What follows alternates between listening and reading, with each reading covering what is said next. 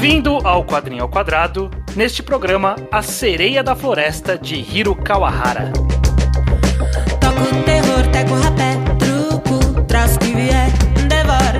É cada troço que eu engulo, gala, gula, juro. Toco terror, teco rapé, truco, troço que vier, devoro.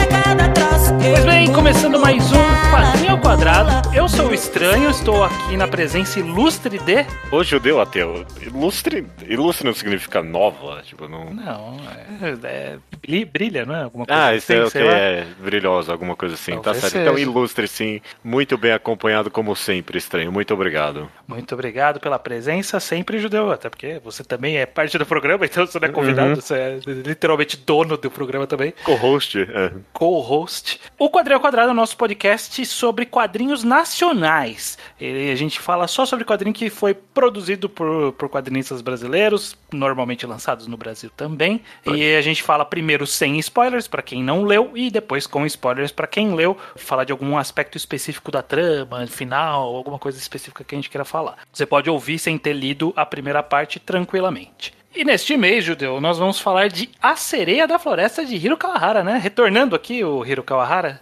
E Hiro Kawahara, o autor de grande renome aqui no Quadrinho ao Quadrado, em vários programas a gente já mencionou que o Bestiário Particular de Parzifal é o nosso quadrinho favorito, e em dupla aqui, a gente nem sempre concorda, mas é o nosso quadrinho favorito lido até agora no Quadrinho ao Quadrado, e muitos anos depois, agora praticamente a gente tá voltando pro Hiro Kawahara. Infelizmente, o Quadrinho ao Quadrado não é o nosso ganha-pão, senão, tipo, eu gostaria de ganhar a vida só falando de quadrinho nacional. Então, Ter falado eu acho que ele teve o Astolate, que saiu entre o Bestiário e agora. O Astolate foi uma prequel do Bestiário Particular de Parzifal. A gente pulou ele e foi pra Sereia da Floresta, que foi o lançamento mais recente. Ele tem uma campanha que foi concluída, acho que ano passado, de um outro quadrinho, mas ainda não saiu. Então, no momento da gravação desse podcast, a Sereia da Floresta é o quadrinho mais recente dele. perfeito. Antes da gente falar, Judeu, antes de tudo, e antes até do pedido clássico de uma sinopse, a gente tem agora um Apoia-se, certo? Correto. Apoia.se/ao quadrado. Não é o nosso ganha-pão, como eu falei, então o dinheiro daqui normalmente é usado para comprar quadrinhos nacionais, inclusive. Então você está apoiando a continuação do Quadrinho ao Quadrado e apoiando o mercado nacional, Estranho. Apoiando De certa ao quadrado. forma, tá voltando pra lá, né? É claro, é verdade. Exato. E se você fizer um apoio de acima de R$10, você tem o privilégio, e esse é tudo que você vai ganhar, o privilégio de seu nome ser lido aqui no programa, como são as seguintes pessoas: Perfeito. Matheus Lima. Nathan David de Castro, Sóstenes Fragoso. Victor Gabriel Zene Silveira. E Rodrigo Luiz Bora. Muito bem, muito obrigado a todos pelo apoio, esses 5 e todos os outros que já falamos em outros programas. Perfeito. Agora sim, Judeu, sobre o que é A Sereia da Floresta. A Sereia da Floresta, eu vou dar uma sinopse mais vaga até do que o próprio quadrinho dá, porque eu fui ler A Sereia da Floresta completamente no escuro, e foi uma experiência maravilhosa, eu achei, viu? Depois que eu terminei, eu li a sinopse atrás do quadrinho, eu falei, nossa, que bom que eu não li isso. Então, Eu nunca li essa sinopse, eu vou ler ela agora enquanto você fala a sua. mas é basicamente a história de uma sereia que vive num mundo fantástico e por 1000 acidentes ela acaba fazendo um acordo com deuses para reencarnar num outro mundo, ok? Ela reencarna nesse outro mundo modificada e com o propósito dentro do acordo de ter um filho a ser entregue para esses deuses. Esse é o acordo que ela faz com ele, um conto bem faustiano, né? Sim, exato. Fez um acordo num momento ali de possível desespero e como vai se pagar esse acordo e o que vai acontecer nesse outro mundo em que ela foi parar, né? A gente não vai ter como escapar de falar um mini spoiler, é que, bom, essa personagem que você citou é a Brissen, né, que é a sereia, e também tem a Kui, que é a personagem com quem ela encontra quando ela vai para esse outro mundo e com quem ela passa a conviver. Então a gente vai ter que dizer que existem no mínimo essas duas pessoas. Ok, não, perfeito. Não é spoiler falar os nomes nem nada, tá certo. É que tem a relação dessas duas pessoas. A Kui, ela mora ali na floresta, então a sereia que veio para esse mundo, está na floresta também, então, né? É. O título tá explicado rapidamente aqui. Ela acorda com pernas desse outro mundo, então tá aí a lógica de tudo isso. Também. Mas tem muitas coisas que acontecem em cima disso, né? Muitos twists. Eu queria começar, Judeu, fazendo uma pergunta, não sei se eu vou te pegar no contrapé, mas a gente tá vindo, como você falou, de um quadrinho do outro quadrinho que a gente falou do Hiro Kawahara, que a gente gostou bastante, o Bestiário Particular de Parsifal, e você sente que tem alguma coisa que tá se refletindo aqui, como meio que uma característica que se sobressaiu, que tinha naquele quadrinho e agora tem também aqui na Sereia da Floresta, que te chamou a atenção? Sim, e o tom com certeza, né? Ambas, o Bestiário Particular de Parsifal, ele tem o que a gente chama de agridoce, né? Ele é uma história trágica em vários sentidos, só que pra mim a Sereia da Floresta tá levando isso pra grandes patamares, sabe? Tanto no próprio conto, mas principalmente na arte, pra mim. O Hiro Kawahara, eu não tô respondendo a sua pergunta, estranho, desculpa, mas o Hiro Kawahara tá se elevando cada vez mais na arte dele, pra um nível que a arte dos quadrinhos deles dos quadrinhos dele é constantemente a parte mais elogiada. E, tipo, pra mim, cada próximo que eu tô lendo dele fica melhor. É realmente impressionante, meio que o tom tão macabro e terrorístico que ele conseguiu encontrar nessa história, que eu não sabia que tinha dentro dele. A gente já comentou, coitado, pra mim por causa de vocês, né? Pra mim ele sempre vai ter a fama do cara que fazia bandeja do McDonald's, sabe? Mas foi um grande feito da carreira dele também. É claro. E, tipo, se eu não me engano, ele é idealizador, inclusive, disso. Ele não é só que ele desenhou, ele idealizou o conceito. Tamo aí. E tipo, fazer desenho da bandeja do McDonald's é algo tão esterilizado, sabe?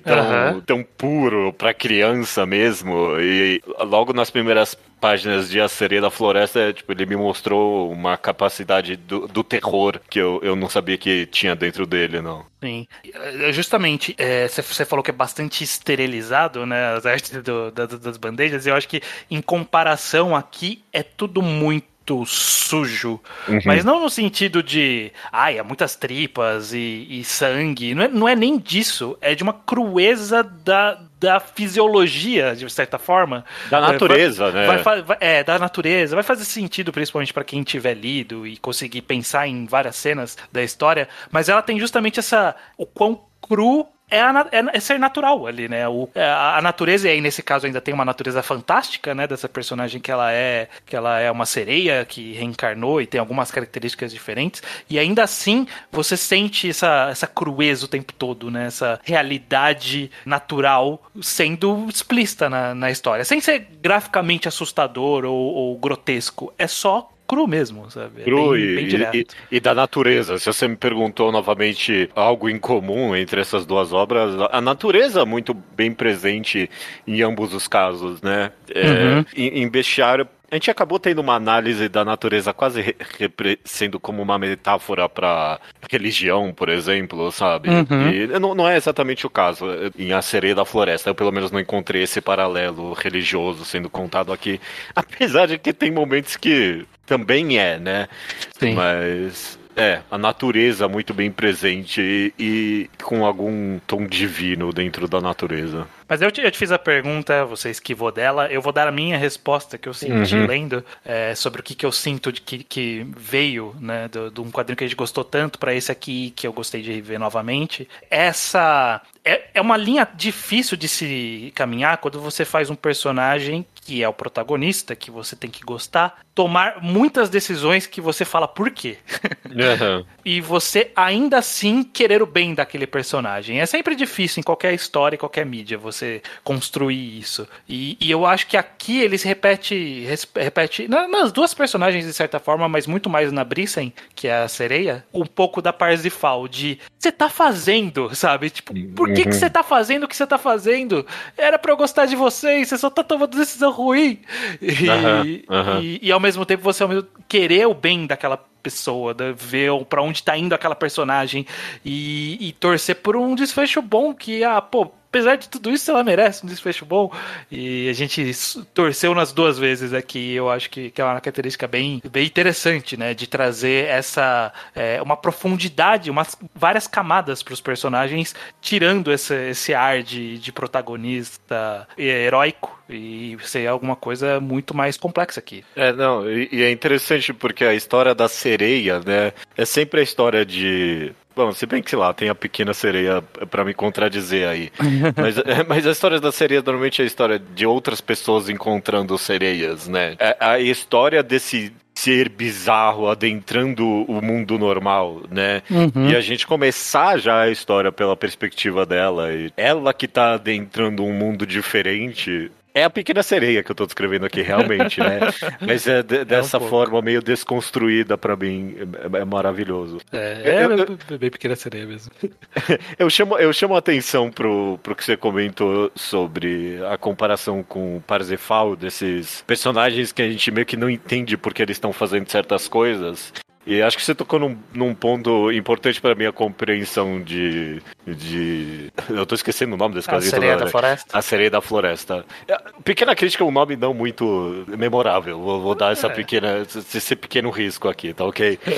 Eu acho interessante. Te deixa curioso pra saber por que a sereia tá na floresta. Porque tem uma sereia. Por que tem uma baleia na floresta, né? Verdade. Eu acho que foi a imagem mais marcante. Quando foi anunciado em Catarse essa história, eu acho que essa imagem da baleia era uma das que era mais chamativas. Então é a mesma coisa. Tipo, o que tá fazendo aí? Você tá onde não deve, né? Enfim, eu digo... Até depois fala um pouco sobre isso, de estar onde não deve. Bom, eu chamo a atenção ao que você falou, porque faz parte meio que da minha compreensão da leitura desse quadrinho, porque uma vez que a gente, sei lá, a gente não entende de imediato o que uma personagem como a Parsifal faz, ou sei lá, qualquer outro histórias de personagens que não são espelhos da gente, que seja. A gente encontra motivos, né? A gente encontra... em Parsifal a gente deu a análise religiosa para as ações dela, né? Como uma metáfora e tudo mais. Mas aqui em A Sereia da Floresta, meio que a gente se depara com esse ser incompreensível, praticamente. Um alienígena, né? Basicamente, né?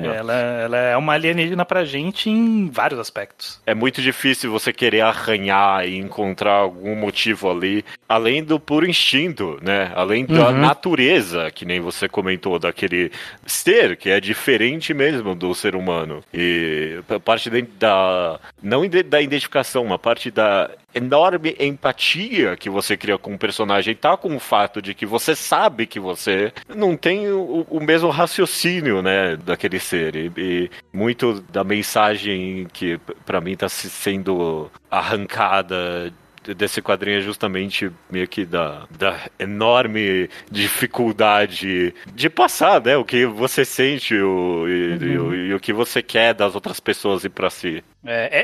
Quase, ao mesmo tempo que é representado por uma figura que de fato é alienígena naquele mundo, que ela não pertence àquele mundo, a lógica daquele mundo, é meio que uma metáfora a encontro de culturas, de certa forma, também, porque ela é justamente a Brissen, que é a sereia que vem, a gente, quando tá vendo ela pelos olhos da Kui, que é a habitante do mundo, que seria o nosso mundo, a gente olha tentando buscar as nossas semelhanças, e o que a gente encontra são só as nossas diferenças, como tudo funciona diferente, tanto às vezes fisiologicamente, ou às vezes, nesse caso, que eu acho que é o grande mote da história, que é até socialmente, né, o que se espera, ou até justamente da natureza, do instinto, como você falou, de ser algo que não tem uma explicação na nossa lógica, né?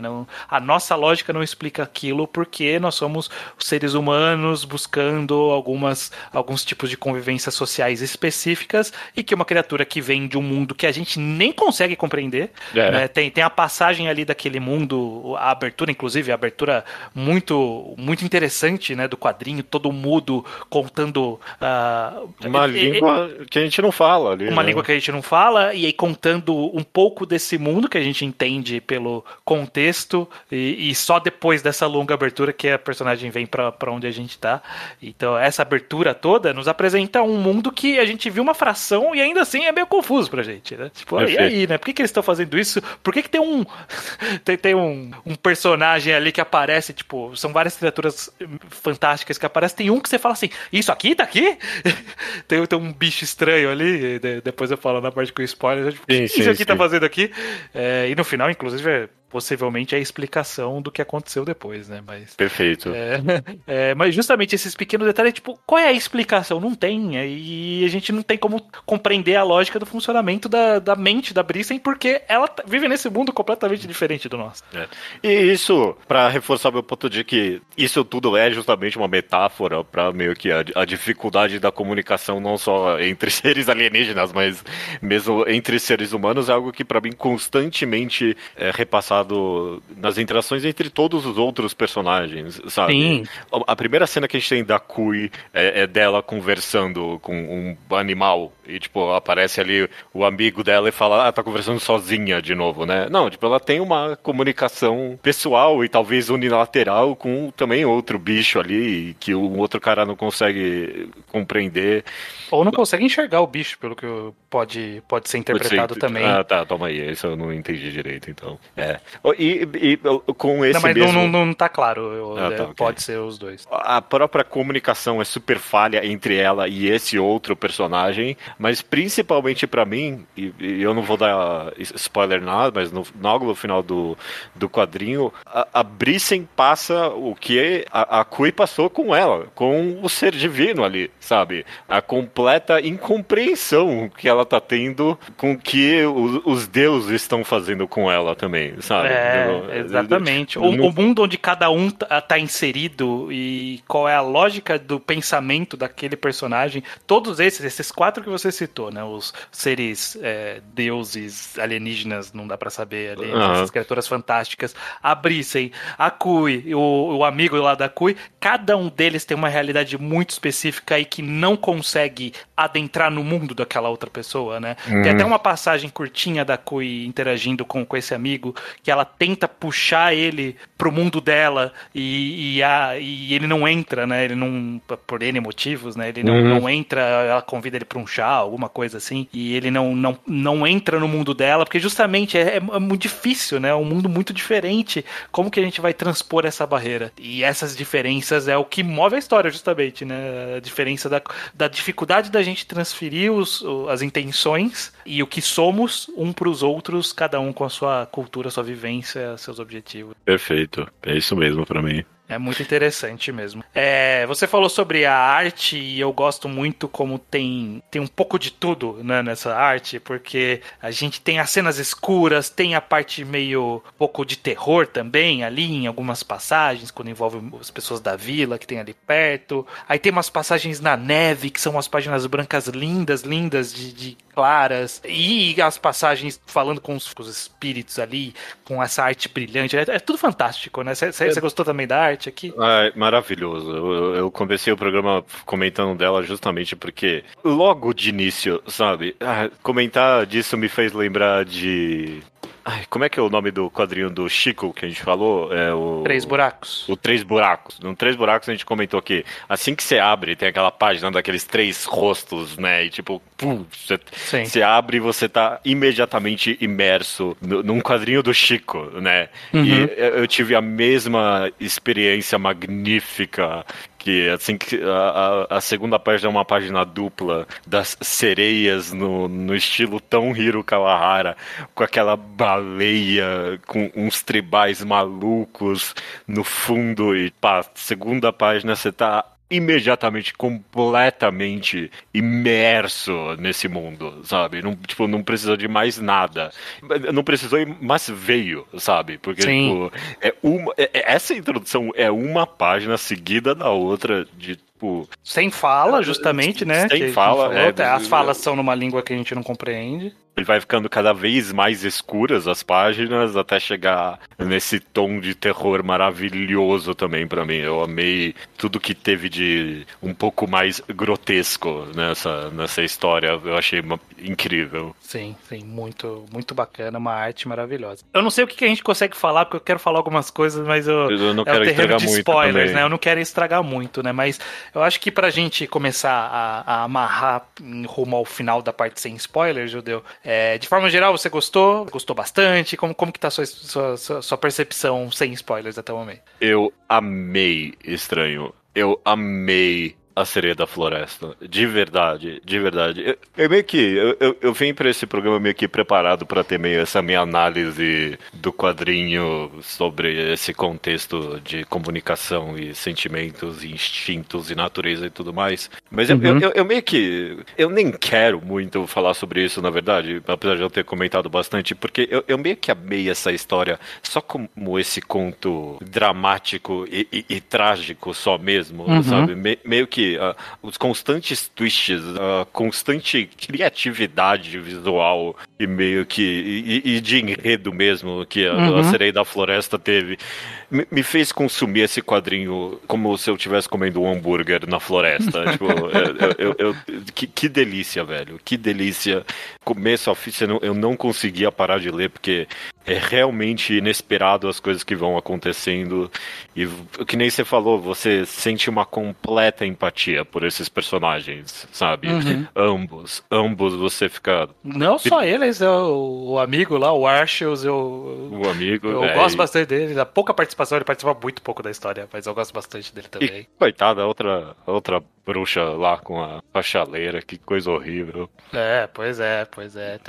Tem vários aspectos aí dessa história. É um mínimo de spoilers, mas ele é no mundo semi-medieval, né? Então, ele tem algumas características ali, mas Eu também gostei bastante, Judeu. Eu já tinha lido antes do podcast, bem antes, e eu li novamente pro programa, e melhorou, com certeza, na releitura. Claramente, esse é o grande problema do Hiro Karahara ter acertado tanto com a gente logo de cara com o Bestiário Particular de Parzifal, que foi a primeira obra dele que eu e você lemos, né? E isso sempre é um problema para qualquer autor, que cria-se uma expectativa ali de, será que vai chegar pelo menos um pouquinho perto? Eu vou sentir a mesma coisa que eu senti? E eu acho que eu comecei falando sobre o que as histórias se aproximam, porque tem muitas coisas que elas se aproximam, mas eu gostei muito mais do que elas se distanciam, né? Das coisas em que são muito específicas. Então, quando a Parzifal era uma jornada muito pessoal, né? Uma coisa muito, muito única daquela personagem, de embrenhar naquele mundo que ela criou, aqui em A Sereia da Floresta, o que me fascinou foi claramente a relação entre essas duas personagens, né? Como vai surgir a interação entre uma criatura que não pertence nada a esse mundo com alguém que está disposto a ajudar essa transição para esse mundo, e como elas vão se entendendo aos poucos, conhecendo um pouco do outro, mas ao mesmo tempo tendo dificuldades, que é o que a gente falou sobre comunicação. Então, essas coisas que se distanciam do outro quadrinho que tornam ele tão especial e tão bom pra mim, né? É uma boa história sem eu precisar olhar pra trás e gostar do autor de forma geral. Não, essa aqui A Sereia da Floresta funciona em várias camadas por conta própria, né? Maravilhoso. É bem diferente mesmo do único outro quadrinho que a gente falou aqui no Quadrinho Quadrado do autor. Acaba sendo uma obra completamente própria. Até o aspecto da arte um pouco mais brutal que a gente comentou é um excelente, separador, sabe? Sim. Já te bota, logo no começo já te coloca em um outro espaço cerebral para ler a história, e pra mim tá, em termos de quadrinhos favoritos do autor, pra mim tá pau a pau, sabe? Eu gostei tanto assim mesmo de A Sereia na Floresta. Sereia da Floresta, né? Desculpa. Exato. Então, claramente, ambos gostamos e recomendamos fortemente que quem não teve a chance ainda ou tava esperando o nosso parecer para saber, será que eu vou de novo no Hiro Kawahara? Vá de novo no Hiro Kawahara. Se você não leu o Parzival, vá ler o Parzival, mas A Sereia da Floresta vá ler também. Excelente. Comprem, é muito bom. É muito bom, tem disponível, você encontra online em vários locais ainda. E é isso. Pra quem leu já, fique que agora a gente vai falar com spoilers após a música desse isso. Vamos lá. Tá tudo incerto, afinal. Tudo bem no que entender. Não é preciso. Bom, beleza, Judeu. Beleza, Estranho. Eu acho que era importante a gente ter segurado a informação sobre o relacionamento dela, como, claro, como se ocorre a reprodução, inclusive, interessantíssima, Sim, né? Uhum. Mas eu quero só terminar de aprofundar no que a gente estava falando sobre comunicação e tudo mais. E eu acho que a parte de encontro de culturas é interessante a gente pensar nesse aspecto sociológico de uma cultura completamente diferente, alienígena e tal, mas principalmente no sentido de esse encontro de culturas foi forçado, né? Não é natural. A sereia da floresta é uma sereia que está na floresta e ela não chegou lá sozinha, ela foi colocada lá. Tal qual o jabuti na árvore, que é o termo que deu origem ao termo jabuti que a gente usa para política. Não sei se você já ouviu esse termo, né? Não sabia que era por causa de jabuti na árvore. Tamo aí. Que quando alguém coloca uma lei que não devia dentro de outra lei, né? Isso é o que eles chamam de jabuti. É um jabuti na árvore, ok. É o jabuti na árvore que se ele tá ali, alguém colocou, ou teve enchente ou alguém colocou ele lá. Não tem nenhuma outra explicação pro jabuti estar lá. Então alguém colocou de propósito ali, né? Tinha algum propósito para ter colocado. E o caso da sereia da floresta é isso, ela não pertence àquilo, ela foi colocada lá. E você pode tentar, talvez, fazer um mini paralelo, eu não fui muito fundo nessa análise, mas fazer um mínimo paralelo com alguma coisa de imigrantes, refugiados, de alguém que precisou obrigatoriamente se integrar a uma cultura que desconhecia completamente e que, no final, tem as suas características próprias que buscou preservar, no caso dela aqui, de uma forma bastante trágica, mas ela preservou as raízes dela. Eu não enxerguei por esse viés. Essa é de leve, essa é bem de leve, eu não acho que tem muita profundidade nisso, mas eu achei curioso, né, porque realmente é um encontro não opcional de culturas, né, eles tiveram que lidar. Interessante. Mas, e aí, Judeu, sobre essa parte com spoilers, tem alguma coisa específica que você quer puxar? Não, desculpa, eu tô meio um pouco confuso, é só que você comentou e eu tava pensando que, daí na parte com spoilers a gente acabou de falando nisso, mas obviamente essa história inteira, das análises que a gente não comentou, dá pra ter uma completa análise LGBT dessa história, obviamente, também, né? Tipo, claramente. Nesse relacionamento lésbico e obviamente as bruxas sendo caçadas ali e tudo mais, né? Uhum. O que complica ali justamente é ver que esse aspecto do instinto, sabe? Que tá trazendo tão fortemente pra mim. Eu adoro histórias, tipo, do homem contra a natureza, sabe? Uhum. Eu adoro histórias de homem contra a natureza e homem contra Deus. E tem os dois nessa, sabe? E aqui uma personagem, ela meio que... Ela tá lutando contra a natureza e é a natureza, ela tá entregue à natureza, sabe? E tem esse conflito irreconciliável entre as duas no final das contas, né? É muito interessante pra mim durante a história como vai invertendo o papel que as duas têm em relação com o filho, quanto mais avança, sabe? Sim, sim. O grande temor que a Glee tem quando ela percebe que ela tá grávida e o alívio e a felicidade que a Brecen sente e logo em seguida é invertido, né? Tipo, o amor humano que ela tá tendo por aquele filho e meio que só o puro instinto de sobrevivência que a Brecen tá tendo com aquela criatura, né? Sim, sim, como ela trata tudo como quase protocolar, né, bom, agora já fiz o que eu tinha que fazer, já acabou, o instinto foi embora, não tem mais tesão. Já me reproduzi, já me reproduzi, inclusive, pode levar essa criança aí, não importa mais pra mim. Realmente tem essa inversão. E quando você falou sobre o relacionamento, a visão LGBT, né, ela acaba sendo, justamente fica turva essa análise por essas diferenças, né, fantásticas que envolvem a história, porque aí muita gente poderia dizer que, tá descrevendo as lésbicas como tóxicas num relacionamento, e não tem como ser, porque é uma personagem completamente diferente, né, é interessante como ele tem esse prisma, mas a dinâmica é muito específica da história, mesmo ele tendo prisma LGBT, ainda é um prisma, sei lá, de bem relação... próprio mesmo, porque você esperaria que, tipo, sei lá, mesmo num relacionamento tóxico, sei lá, num contexto de abandono paternal, por exemplo, dá pra enxergar nessa história aqui, mas não é nem isso, né, porque A Brecen ainda quer aquela criança pelos instintos de sobrevivência que ela tem ali, né? Sim, Então, mas acaba ao mesmo tempo complicando. ela viu, no final, ela viu a Koi como alguém para conseguir esse objetivo, né? Sim, sim. Então há o uso também ali, né, da mulher como seu papel de reprodução e apenas esse papel. Mas ao mesmo tempo tem isso e quebra-se com o fato da Brissen falar, não, agora a gestação é comigo, daqui. É. Sabe? Tira dentro de você que agora eu que vou gerir essa criança aqui. Então é muito específico, né? Uma dinâmica muito, muito única. E eu acho que é isso que torna interessante, né? Que é como ambas veem aquela relação, tem uma visão muito específica do que elas estão esperando daquilo. Quando a criança nasce, ela não tem cauda de sereia. A Koi fala, nasceu normal. E aí a Brissen fala num balão pequenininho, normal, sabe? Tipo, né? meio que essa é a questão, né? O que é normal, o que ela estava esperando, qual era o medo dela. Então quer dizer que você não queria que ela nascesse mestiça, sabe? E, novamente uma discussão de cultura, nesse caso, racial, inclusive. De raça mesmo até.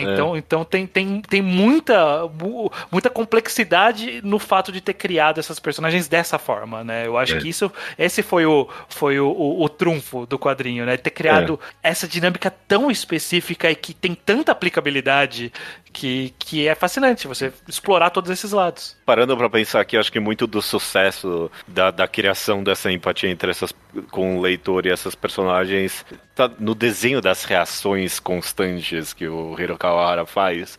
Então você descreveu essa cena bizarríssima e chocante dela pegando o bebê e terminando a gestação. E eu lembrei tão vividamente da cara que a Kui faz assim que ela... não, pode deixar agora comigo. Tipo, uma expressão meio que de pânico quase, sabe? E, tipo, medo do que tá acontecendo. Maravilhoso, sabe? Um grande sucesso esse quadrinho, ele não ter balões de pensamento, por exemplo. Sim.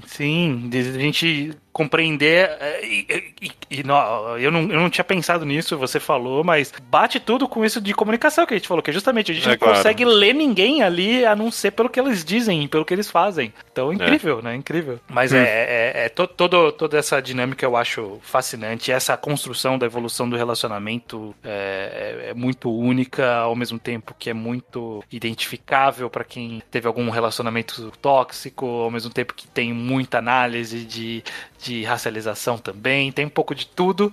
Mas o que amarra pra mim tudo nesse nó perfeito é o final. É a cena final ali da Brecen, de fato, sofrendo o que a Koi sofreu com ela ali, né? Os deuses virando pra ela, não, você entendeu tudo errado, sabe? Sim. Por que você acha que eu ia pensar isso que você tá falando? Porque sei lá, porque eu tô lendo um quadrinho de conto faustiano, então é claro que eles iam pegar a criança no final. Essa é a história que eu tô lendo, sabe? Esse é o meu contexto.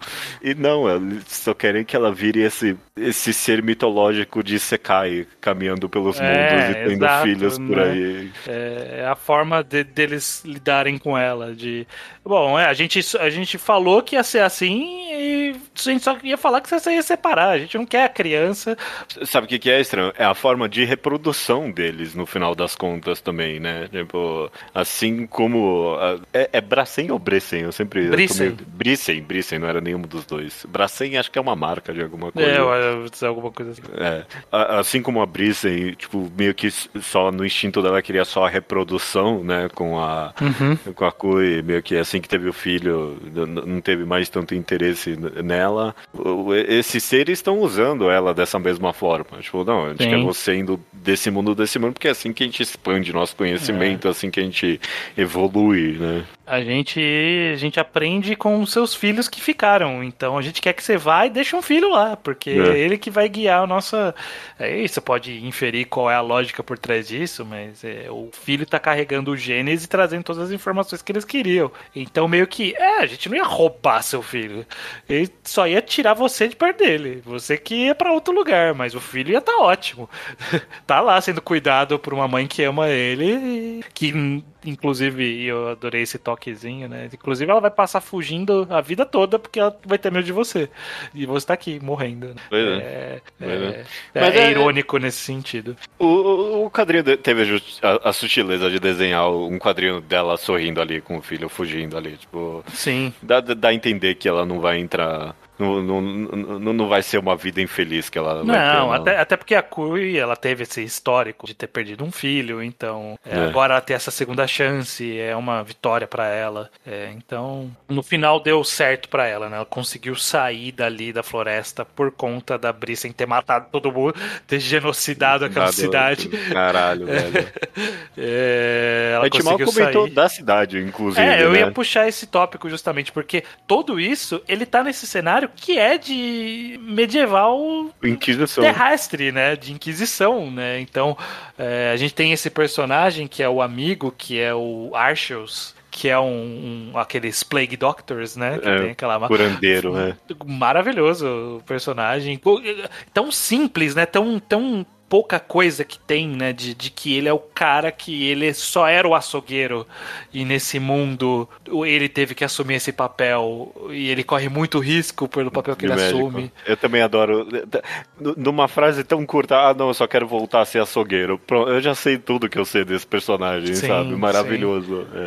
E o medo dele de aprender a ler porque isso ia ser visto como algo do demônio perto daquelas outras pessoas. Então, é fascinante e coitado, não mereceu o destino que teve. Muito eu fiquei realmente muito chateado pelo Archer. Mas não era ele naquela chaleira. Não, era a bruxa, que é pior ainda até. Deixando pior ainda. Ele só queimou por vários dias. Ela, sei lá que porra era aquela, né? Foi queimando. É uma tortura medieval do inferno também. Acho que isso aí é invenção da cabeça do Hiro Kawahara. Eu nunca vi algo assim, não. Não vou pesquisar. Não quero horrível, achei horrível, incrível. Incrivelmente cruel. Mas eu acho que a história ter sido passada nesse cenário e ter esse pano de fundo de Inquisição calhou bem com a história que estava sendo contada, se conseguiu fazer uns paralelos. A única coisa que eu cheguei a pensar é que, sei lá, a Inquisição é meio que historicamente um dos pontos mais baixos da humanidade, sabe? Uhum. E tem muito sobre a natureza, não a natureza humana, não é isso que eu quero falar. Tem muito sobre o que é ser humano, tá bom? Ok, talvez seja a natureza humana. É porque é uma frase um pouco clichê, não queria repetir ela.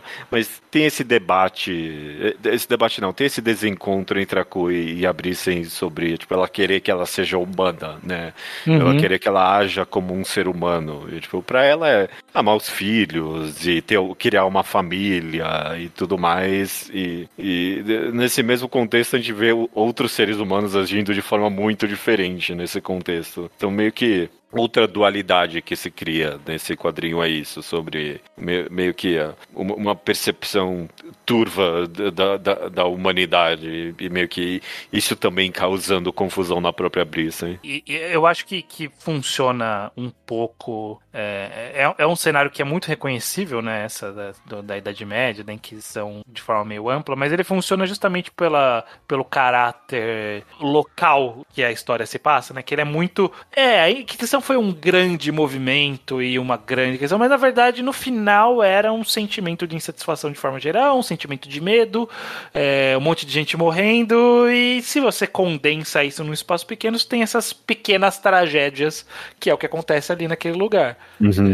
Então eu acho que ele funciona justamente nisso, né, de criar esse sentimento de medo local, e no final das contas a Inquisição nada mais era também do que um grande medo do diferente, e que vai de encontro com tudo que a gente falou, de comunicação, de uma raça diferente. Então acaba casando muito bem com a história nisso, né? Nesse contexto.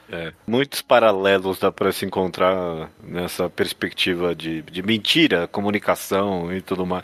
Mas porque também sei lá, é um tema bem abrangente que a gente resolveu colocar em cima desse quadrinho, né? Mas, por exemplo, o inquisitor, não sei, morrendo ali porque as pessoas enxergam ele como um diabo, sabe? Sim. Ele não entende porque as pessoas estão vendo ele assim, uma praga que foi jogada em cima dele ali pelas bruxas. Conversa com essa temática, sem dúvida alguma. Sim, justamente logo após matar eles, eu tava virando as páginas, mostra o bebê semi-abortado ali, então, tipo, numa vitória, parece que, tipo, é tão... o sentimento parece que, não, finalmente as coisas vão dar certo, e aí, tipo, é uma tristeza logo em seguida. O ritmo desse quadrinho é muito bom. É muito bom de te manter preso mesmo. Toda virada é bem inesperada que acaba acontecendo. Sim, eu, por exemplo, logo de início eu pensei que o drama da história seria que, caralho, o que vai acontecer agora? Ela não pode ter filho, né? Tipo, eu achei que a história seria sobre isso, né? Sobre os deuses chegando e cadê os filhos, né? Porque essa era uma temática mais queer que a história poderia ter abordado. Uma temática mais LGBT, de tipo, cadê a criança? Não, eles adotaram, não é sanguíneo, não tem problema, então alguma coisa assim. E não, foi para um caminho completamente diferente. Inclusive, fechando com o nosso quadro mais clássico do site do Ao Quadrado, é o mangá ao quadrado, então amarrando com um mangá que você já recomendou e que estamos justificando ele aqui, que é um hentai que você recomendou, do Alf, que é sobre sexo em criaturas mágicas. A abertura e toda a dinâmica desse mundo me lembrou muito o Alf, no sentido de como funciona a reprodução de seres fantásticos. Perfeito. Eles lidam entre si. Realmente, aqui tem um quê ali, né? Tem um quezinho ali. Inclusive, eu falei tanto do terror pra te colocar no espaço mental correto, mas colocar um pênis gigante de um centauro logo nas primeiras páginas também faz muito bem nessa tarefa de que, eu não tô lendo as bandejas do McDonald's, não. Não, isso funciona muito rápido. Eu comecei a ler, vi as criaturas fantásticas e falei, olha só, eles vão se comunicar e mostram um pênis gigante. Opa, peraí. É disso essa história? Realmente, é um quadrinho que te coloca muito no local correto. Perfeito. Muito bom, muito bom. Adorei a Sereia da Floresta.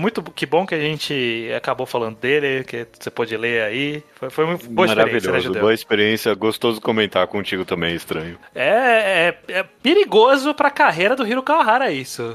Ele tá acertando muito, tá na hora de errar. acertando muito o Hiro Kawahara. Então, vamos ver o próximo quadrinho dele. O Niwa tá em produção. Vamos ver quando sair, como que vai ser. Mas gostamos bastante. Talvez seja o autor que a gente falou mais bem, porque eu acho que todos os autores que a gente falou mais de uma vez, a gente teve... Ou discordâncias, ou alguma coisa assim. Talvez o Chico a gente falou de lavagem. A gente gosta do Chico muito. 3 buracos, Tem muita gente boa tem muita gente boa fazendo quadrinho nacional. Tem, e isso é fantástico. Eu adoro isso e queria muito mais disso, inclusive, né? Mas Perfeito. Beleza, Judeu. A gente sempre encerra o Quadrinho ao Quadrado dando aquela antecipada, né? No que vai vir no próximo programa, no próximo mês. E qual vai ser o quadrinho que a gente vai falar no próximo mês? São Jorge, do Danilo Beirute. Estranho. Exatamente. Saiu uma nova edição aí, tá disponível, bem grande, 200 e poucas páginas. É a edição integral da Comic Zone, mas eu imagino que se você tem as edições, as duas separadas, deve ter a mesma coisa, que também são uma edição, acho que foi pela Panini, em 2 volumes. Mas qualquer uma das duas você leu a mesma história. Perfeito. Eu não li, você leu, eu tô curioso. Exato, acho que Danilo Beirute vai ser a primeira vez dele aqui no podcast. É um quadrinho. É um quadrinista bastante conhecido do meio, fez Astronauta das gráficos do MSP. A gente comentou de Astronauta num podcast de deve ter 15 anos agora, eu não sei. Que não deve ter sobrevivido muito bem. Eu não me responsabilizo por nada que eu falei naquele programa, muito antigo. A gente falou dos gráficos MSP na época. Eu devo ter rasgado muito mais cedo do que hoje eu rasgaria.